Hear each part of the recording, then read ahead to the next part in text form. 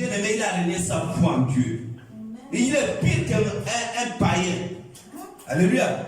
Si tu commences déjà à renier tes frères, ta famille dans la chair, et que tu commences à renier ta famille dans la foi, il dit tu es même plus qu'un païen. Les païens, c'est ceux-là qui ne croient pas en Dieu. C'est ceux-là qui sont dehors. Il dit tous ceux-là qui vont renier leur famille dans la chair et leur famille dans la foi, ils sont plus que les païens. S'ils sont plus que les païens, ils sont devenus donc les démons. Et ta mère est sorcière pendant que tu n'as pas vu la sorcière de ton père avec tes yeux. Tu es devenu grande femme, tu es devenu grand garçon, aujourd'hui tu es marié, tu as les enfants, tu travailles. Et ton père devient sorcier, maintenant tu es déjà bien assis avec l'argent, le travail, tout. Là ton père est sorcier. Il t'a envoyé à l'école, il n'était pas sorcier. Il t'a aidé à trouver le travail. Il t'a même béni ton mariage. Tu t'es marié, ta famille s'est réunie pour t'amener en mariage, pour t'honorer. Maintenant ton père est devenu sorcier parce que tu es déjà dans ton foyer. Entre toi et ton père qui est sorcier. Entre toi et ta famille qui est sorcier. C'est pas toi le sorcier. Alléluia. Tout eu. Maintenant tu es déjà complète dans ta vie. La famille en Christ devient des sorciers. Alléluia. Amen. Entre la famille en Christ et toi qui es sorcier. C'est pas toi le sorcier. Tu venais avec le point de prière, la famille en Christ priait. Tout le monde jeûnait pour toi. Tout le monde s'est cassé le visage, s'est cassé la tête. Il se privait de manger à cause de toi. Maintenant tu es déjà complet dans ta vie. La famille en Christ est devenue sorcier. Le pasteur sorcier. Les frères et les sœurs ne m'aiment pas. Oh, les frères de l'église ne m'aiment plus. Oh, les sœurs de l'église ne m'aiment plus. Oh, mon pasteur est trop. Je le trouve trop. Il se met trop la vie des gens. Ça, c'est quel genre de pasteur? Quand tu partais lui voir pour le point de prière, il n'était pas quel genre de pasteur. Maintenant tu es béni, il devient quel genre de pasteur? Alléluia. Amen. Amen. Pour que les anciens de l'église soient le père spirituel, il peut être pasteur, docteur, évangéliste, apôtre, pour qu'eux ils puissent prier pour toi et tu parles librement. On ne quitte pas une assemblée, on ne quitte pas une famille sans pourtant signaler les responsables de la famille. Que ce soit ton père ou ta mère, si tu veux maintenant aller louer, tu vas aller vivre ta vie.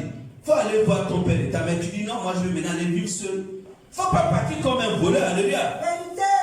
Mais ceux-là qui sortent des assemblées comme des voleurs et des voleuses bien-aimées, eux, ils ne sont pas remplis du Saint-Esprit. Ils n'ont jamais eu le même amour que nous, le même sentiment que nous. Amen. Alléluia. Amen. Amen. Amen. Collègue, dans la foi, pourquoi tu quittes l'église? Alléluia. Mais tu te réveilles comme ça, tu viens, tu dis, bon, moi je ne serai plus avec vous. Hein. Ou bien tu pars, c'est maintenant après qu'on apprend, tu envoies les messages. On n'envoie pas. Si tu envoies un message pour dire que tu es parti de l'église, c'est que tu me manques du respect. Alléluia. C'est comme un enfant, tu vas quitter de la maison, après tu envoies le message à ton père, que papa, moi j'ai quitté la maison. Mais il te manque du respect, il n'a pas de respect pour toi. Vérité. Si tu envoies un message que tu dis que tu quittes l'église, mais tu n'as pas le respect pour cette église, mon frère, ma soeur, ou bien au téléphone, non. Tu viens, tu t'assois et tu expliques ton problème. On ne peut pas t'attraper, on te laisse partir, on te bénit, tu pars. C'est pas que quand il vient d'arriver, on ne le connaît pas, il faut d'abord l'examiner, il faut d'abord le regarder, il faut d'abord le laver, il faut d'abord le nettoyer. Non. Peut-être le frère qui est arrivé là, c'est Dieu qui a pris la forme d'un homme. Attention. Donc on doit aider les frères, quand on dit église veut dire rassemblement de vrais croyants, unis d'un même esprit, un même amour, et se soutenir les uns et les autres. Alléluia. Amen. Amen. C'est pour ça, bien aimé, les églises normalement ne sont pas faites pour venir raconter la vie des gens, venir raconter comment les gens vivent chez eux, venir raconter comment, je ne sais pas. En fait, l'église est là pour soutenir ceux-là qui ont des problèmes. C'est ça le rôle de l'église. Alléluia. Le rôle de l'église, c'est soutenir les gens qui ont des problèmes. Parce que quand tu n'es pas encore chrétien, tu as beaucoup de problèmes. Tu ne connais même pas comment faire le choix de ta vie. Alléluia. Compte, alléluia. Ton problème doit être mon problème. Alléluia. Mon problème doit être ton problème. Alléluia. Ce qui fait que, bien aimé, l'église est là pour aider. L'église est là, c'est un esprit du social. Alléluia. Amen. L'église est là pour aider les frères à avancer dans leur vie, dans leur nouvelle vie.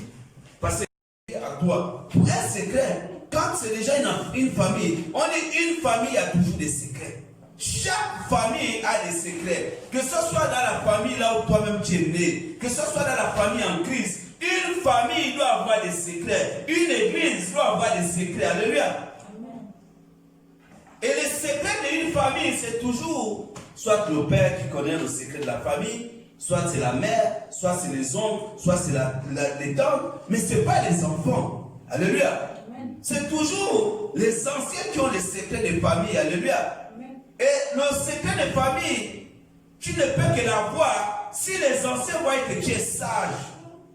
C'est lorsqu'on les voit que tu es sage, maintenant on te dit le secret de la famille. Le père te fait soi, on te dit maintenant, tu sais peut-être que non, l'enfant là, c'est pas celui-là son père. Son père normalement c'est tel. Alléluia. Amen. C'est là où le secret est maintenant libéré. Alléluia. Alléluia. Amen. Mais aujourd'hui, n'importe qui va avoir le secret de l'église. Alléluia. Amen. Bien-aimé, un esprit de famille bien-aimé en Christ, c'est un esprit là où nous devons plus faire confiance à Dieu et non aux hommes. Alléluia. Amen. Nous sommes une famille bien-aimée. Et une famille en Christ doit se soutenir. Alléluia. Une famille en Christ bien-aimée ne se bagarre pas, ne se déchire pas. Alléluia. Amen. Une famille en Christ bien-aimée s'arrange et ne se dérange pas. Alléluia. Pas Dieu. Ils cherchent seulement les informations dessus des gens. C'est leur rôle. Leur rôle, c'est de détruire. Alléluia. Amen. Et il faut quoi? C'est les chrétiens sous-marins. Il vient ici. Il va dans une église, il fait 1 an, il fait 6 mois, 7 mois. Il finit de gaspiller. Quand il voit qu'on l'a déjà découvert, il sort, il part. Alléluia. Amen. Mon frère, là, quand un homme qui cherche la parole, une personne qui cherche la parole de Dieu, ne se déplace pas. Alléluia. Amen. Quand il a trouvé une église, il est assis. Parce qu'il sait ce qu'il cherche, mon frère. C'est un homme déterminé, c'est une femme déterminée. Amen. C'est une personne qui ne veut pas qu'on détruise sa foi. Quand vous venez raconter vos choses là, ses oreilles sont bouchées. Ne faites même pas attention à ce que vous faites. Il prend, il balance. Parce qu'il sait ce qu'il cherche avec son Dieu. Alléluia. Amen.